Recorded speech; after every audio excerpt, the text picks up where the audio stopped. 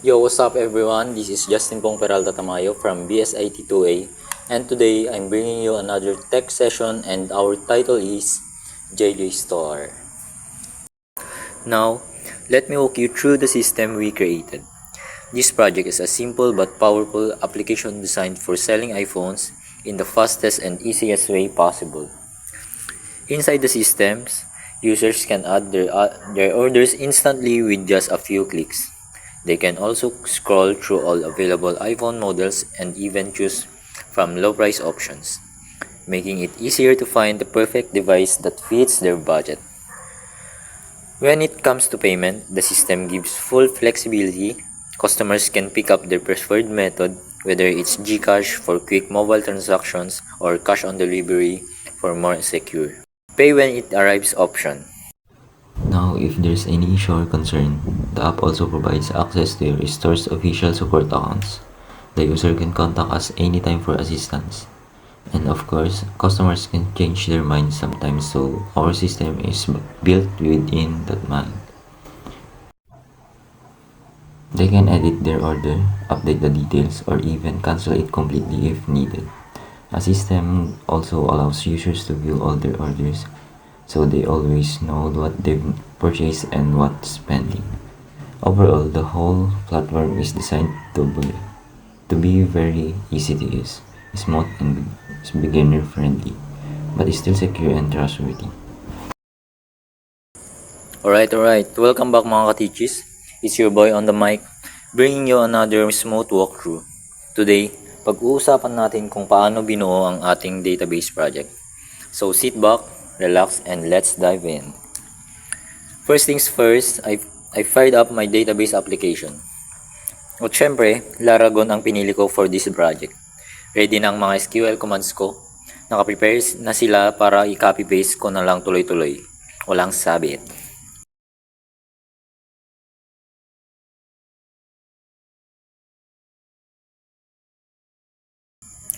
Unang command na pinakawalan natin, create database or database/daplap.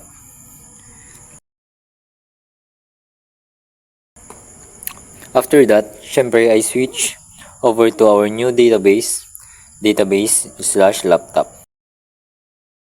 At gumawa tayo ng table. Pinangalanan natin itong tbl/laptop. Dito natin ilalagay lahat ng importanteng details ng laptops.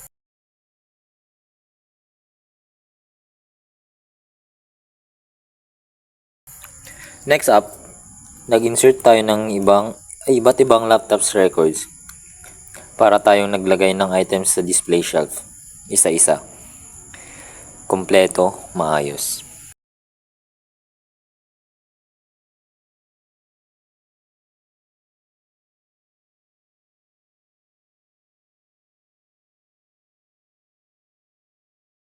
Pero hindi pa dyan nagtatapos mga kaibigan, may kailangan tayong i-update. So I went ahead and update the record with ID number 3. Binigyan natin siya ng 4 years warranty, mas matibay, mas panatag.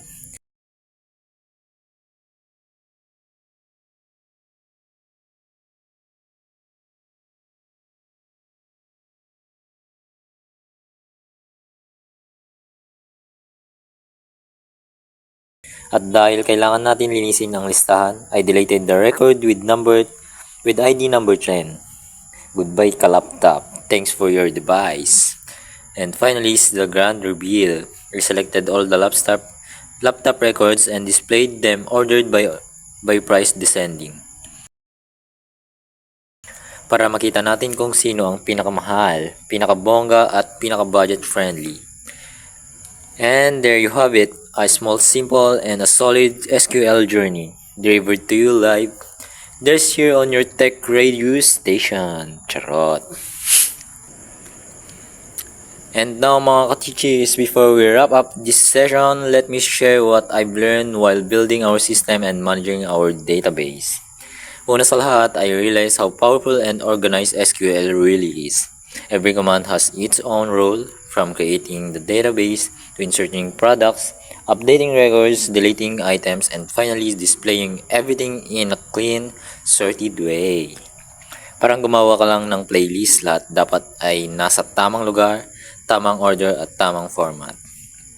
I also learned that a database is a heart of any system. In our project, the table or TBL/JJ store became the storage house of all iPhone data. The models, price, warranty, and even customers' edits. Without a well-structured database, walang direction ang system. But with SQL, everything becomes organized, searchable, and reliable.